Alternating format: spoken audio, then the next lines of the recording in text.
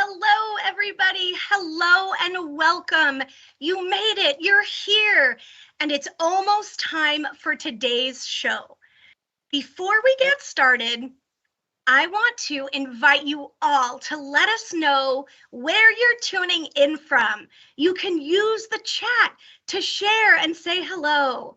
And be sure to also send in your questions, your comments, and our friends from the Elephant Sanctuary in Tennessee will respond to as many as they can. And parents, teachers, friends, everybody who is watching, be sure to have your cameras ready because in a little while, we'll have a chance to take a selfie with our special guests. All right, it's almost time to travel to Tennessee to the Elephant Sanctuary and meet Laura. We will be learning all about elephants and their conservation. Let the countdown begin. 10, 9, 8, 7, 6, 5, 4, 3, 2, 1. Hello again. Hello, everybody, and welcome. I am Anne from Team Flip, and I cannot wait for today's adventure. Let's see who is joining us today. It looks like we have learners and friends and folks joining from all over. Hello to some awesome fifth graders in Galt, California. Ezekiel, a fifth grader tuning in. Hello. Eliana, we see you in the chat from Morocco. Hafni, we know you are out there. Parishi joining us from India, and a special hello to our SDG warriors who are watching right now. We want to share a very special guest to a friend joining us on YouTube, Al-Mohammed Ibrahim, a senior science teacher from Egypt. Welcome, welcome. Thank you all for joining us. This is so cool. And friends, I'm ready to get started. It's time. Let's meet Laura. Laura, over to you. Hi, thank you so much, Anne. I'm so excited to be here. And today we're going to talk all about elephants and how organizations are helping elephants in the wild. So I'm going to go ahead and get started by talking a little bit about what the sanctuary does. So the sanctuary is it exists to help provide captive elephants with individualized care, the companionship of a herd, and the opportunity to live out their lives in a safe haven dedicated to their well-being. The second part of our mission is to educate the public on the complex needs of elephants in captivity and the crisis facing elephants in the wild. Now, the sanctuary was founded in 1995 and is the largest natural habitat refuge developed for Asian and African elephants in the United States. The sanctuary is more than 3,000 acres in Hohenwald, Tennessee, which is about an hour and a half outside of Nashville, Tennessee. As a true accredited sanctuary, we work to ensure elephants can live their lives undisturbed in their habitats. Therefore, the elephant habitats are closed to the public, which means we don't have guests or visitors to the refuge the elephants live. We have to talk about elephants as a whole, though. There are 3 species of elephants that live in the world today. On the right-hand side of your screen, that green color is the Asian elephant. Asian elephants are found throughout Asia, in Thailand, Myanmar, Indonesia, Sri Lanka, and many more.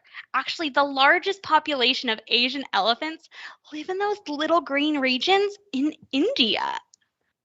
In the center, the cream color is the African savanna elephants. African savanna elephants are the largest species in general, like in size, but they also have the largest geographic region, which means that they're found in the most amount of space. The third species is the African forest elephant. It's that orangish red color on your screen. And the African forest elephant is the smallest of the 3 species, but are also the most critically endangered of the 3. To our knowledge, the only place in the world that you can find an African forest elephant is in Africa, in their natural habitats. Because of this species is still sometimes a mystery to scientists, which is pretty special.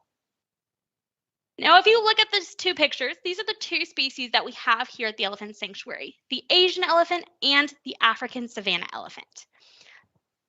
They look different, and it's because they are. But what are some of those differences? A couple of those differences are going to be the size and shape of those ears. African elephants, they have those big round ears that are large, round, and flat. While Asian elephants, they have much smaller ears, they have angles on those ears, and they actually have a fold along the top of that ear. Another difference is going to be their body and head shapes. Asian elephants have a double domed head, while African elephants have a much flatter head that they use to push down trees. Elephants are facing a crisis in the world today. Asian elephants are endangered, with between 30 to 40,000 Asian elephants left remaining in the wild. African savanna elephants are also endangered, while African forest elephants are considered critically endangered. There is around 415,000 African savanna and African forest elephants left in the wild today. The gray area you see here is actually the historic range of elephants, while that green color, it actually closely resembles their current range. The elephant sanctuary is not alone in its vision of a better world for elephants, though. The sanctuary partners with like minded organizations in Europe, South America, Asia, and Africa, all working to improve the lives of elephants in captivity and protect the lives of elephants that live in the wild. So today, what we're going to do is we are going to discuss the problems elephants face in the wild and how 3 of those organizations are working to help. The first problem we see elephants face in the world is poaching. Poaching is the illegal hunting or capturing of wild animals. Poaching is a serious problem for many animals. Rhinos are poached for their horns, pangolins for their scales, elephants are poached for their tusks. Elephant tusks are made of a material called ivory, which historically was used for jewelry and piano keys. But in the last 4 decades, they have made multiple laws to put in place to make ivory trade illegal at different times in different places around the world. Working Dogs for Conservation is an organization that we work with that focus on canine detection training. They use dogs to identify, track, and stop poaching in different parts of the world. Some of these locations are in Africa. They actually use shelter dogs that need homes and they have the correct temperament, and they train them to sniff, and they can sniff a lot of different things. Some of them can smell out ivory or rhino horn, bushmeat, and sometimes they can smell weapons that poachers may be using to go hunt with. Another problem elephants face in the world is habitat fragmentation and human-elephant conflict. Farming is a huge industry in Southeast Asia, especially the farming of palm plants that create palm oil. As agricultural practices change and farms increase in size, an elephant's natural foraging behaviors, herd size, and ability to engineer that ecosystem can have a negative impact on the farmers. Farms are having to grow and expand. Sometimes this results in farms being built adjacent to or next to protected lands. This can result in elephant habitats being fragmented from one another. Both problems lead to elephants being in and around farm and farmers. Farmers try to scare elephants away from those farms to try to avoid them destroying their entire harvest or from permanently damaging freshwater storage. Sadly, during these situations, calves can be separated from their herds and aren't always accepted back into those herds. Wild Welfare is an organization that works in Sabah, Malaysia, working with local communities to try and find better solutions for coexisting in areas with elephants. They work with local communities to find the best practices, like creating alternative water sources on their farms that would deter elephants from destroying their main water storage. They also create environments that would encourage palm plant growth in a sustainable way while maintaining and creating wildlife corridors for elephants. When an elephant isn't always accepted back into their herd, Wild Welfare works with an organization called Lokawi Wildlife Park in Sabah and trained for improved care and welfare for these captive elephants. As human populations continue growing, environments that elephants have historically lived in have become smaller. The migration paths that elephants have taken now have towns and villages on them. While elephants are migrating from place to place in search of food and water, they go through these towns and villages, which can actually be super dangerous for both elephants and humans.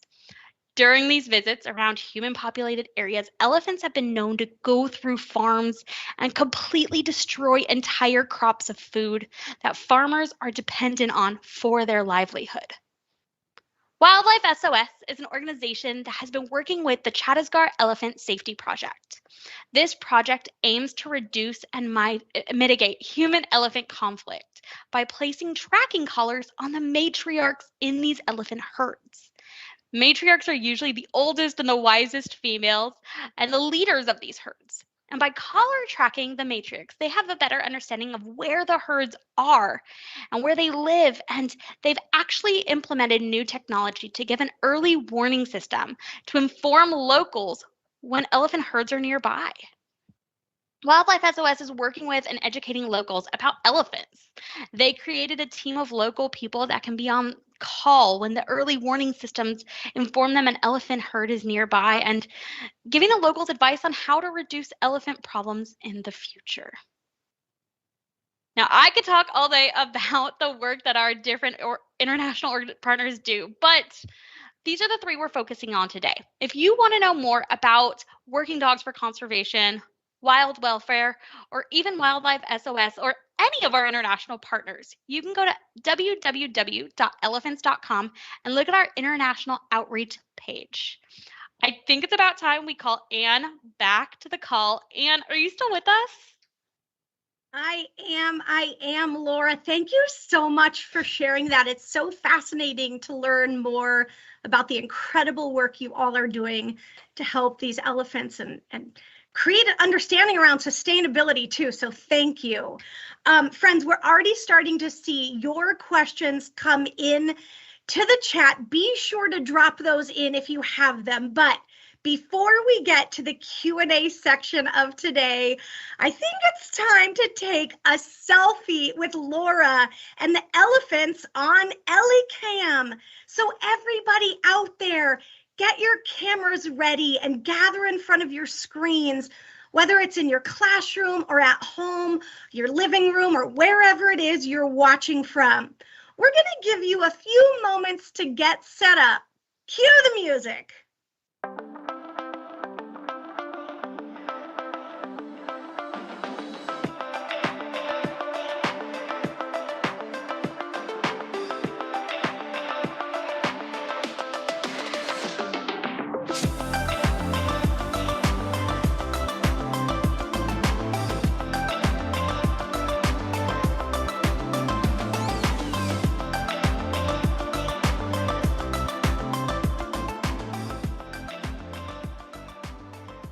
Awesome, friends. Well, it looks like it's that time.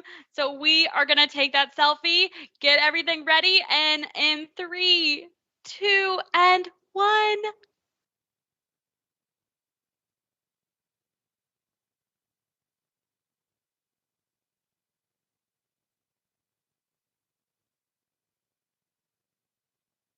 It looks like Nosy is posing so perfectly for this selfie with everybody. Oh my gosh, Laura, that's so cool. I hope everybody got an incredible photograph and is having an awesome time learning. Friends, we would love to see your pictures, your selfies, your group photos. So please be sure to share them. If you're on Instagram, you can tag us at Microsoft Flip, and be sure to tag our friends at the Elephant Sanctuary too. Of course, you can share on Twitter and tag us. We love celebrating these moments with all of you. And now, Laura, it's time to get to some of these incredible questions from the community. We have a friend, Tanjiro, who is asking, how long do elephants live? Oh, I love this question. Elephants live on average between about 45 and 50 years in human care. We have some elephants that are 37, but our oldest elephant at the elephant sanctuary is actually 60 years old. So she's well past that average age of an elephant. Oh my gosh, that's fascinating to hear. Wow. Now, hello to Mrs. Clark's class. We know you're out there. And they are curious, how many elephants are there in the world? Oh, goodness. Miss Clark's class. That was such a good question. And I think that there's around 500,000. Now, a lot of these numbers are estimations. So there's not an exact number. There is about 500,000, which is lower than it was 10, 15, 20 years ago. But if you add up all of those wild elephants, it's about 500,000. Great insight. Thank you. Thank you. Now, I have a follow-up from Ms. Clark's class. I love that they have their curiosity piqued. They are curious specifically about elephant tusks. And I know you talked about poaching and ways that we can protect them, but in terms of some specifics or details, they grow at different lengths. How big are elephant tusks, or how big can they get? That is such a good question. So Flora is one of our elephants, and her tusks are really, really short. And then there's other elephants that can have tusks that can be 6+ feet long. They can be really long, taller than a grown man, but tusks vary in length based off the individual. So just like height, some of us are tall, some of us are short. Some elephants grow tusks longer than others. Flora likes to use hers a lot, so it wears them down really short and cute. That is so insightful, and I never knew to think to compare it to the height differences of people. That's fascinating to hear. Thank you for sharing it. Now, I know a lot of folks out there probably have this question, myself included. So I want to ask you, how does somebody become an elephant caregiver? Yeah, being an elephant caregiver is super fun, and it takes education and experience. So I definitely recommend going and getting a degree in something that is going to be animal focused, whether it's uh, zoology or biology or animal behavior, but also getting some experience. Some of our caregivers started their careers at vet clinics. Others got internships or volunteered at zoos. And a lot of different experience is going to be really beneficial to become an elephant caregiver. Oh, we love hearing your insights there. Thank you. Now, hello, Mrs. Hackling's class. We have your question next. These scholars are curious, what do elephants eat? Oh, this is such a fun question. Elephants are herbivores. And being a herbivore, they eat lots of plant material. So an elephant will eat between 200 and 300 pounds of food a day here at the sanctuary. So when they're eating, they'll eat grass, they'll eat trees, they'll eat hay, they'll eat fruits and vegetables. They love their fruits and vegetables. And we also give them different grains and things like that. Oh, we love hearing about just how you care for them. And it's always so interesting to learn about something. We don't have elephants as pets, but your sanctuary and the conservation and care. I love how you talked about providing a safe place for them to live. So it's awesome to hear about their nutrition and care that way too. Another question, what's the average weight of an elephant? So it's kind of unique. It depends on the species.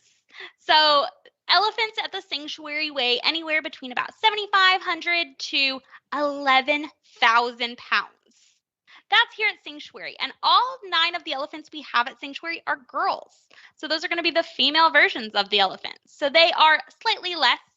The largest elephant in all of North America is about 16,000 pounds.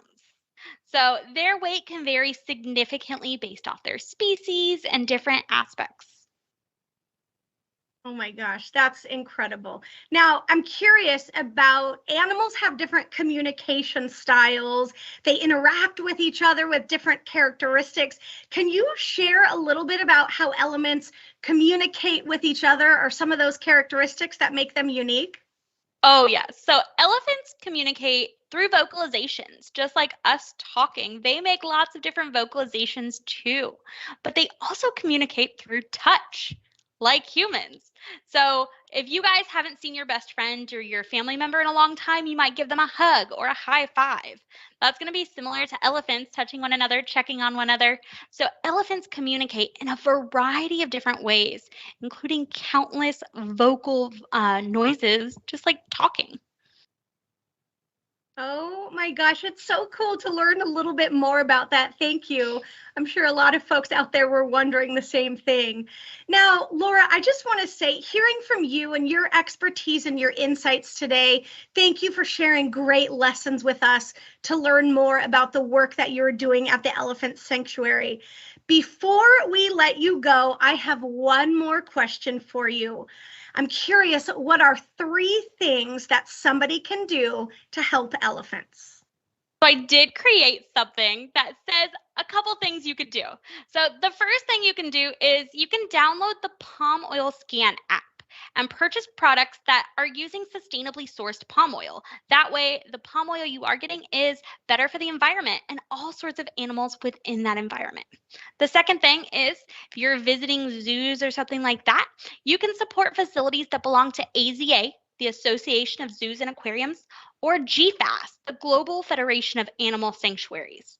And the final thing is to refuse to ride.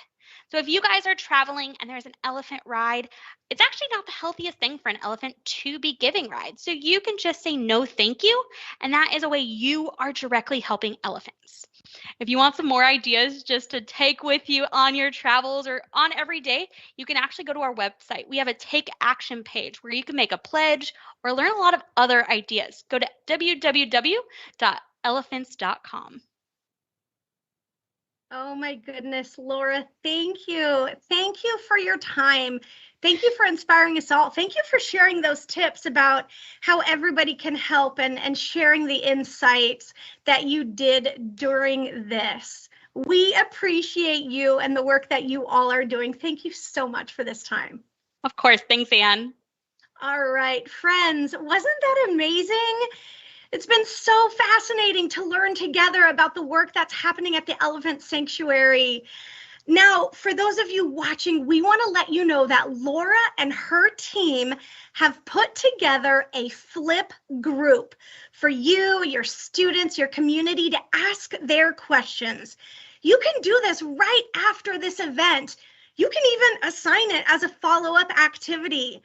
Laura and her team are excited to respond to all of your elephant questions. And even though we are getting ready to wrap up for today, we want to let you know that we have flip events every week.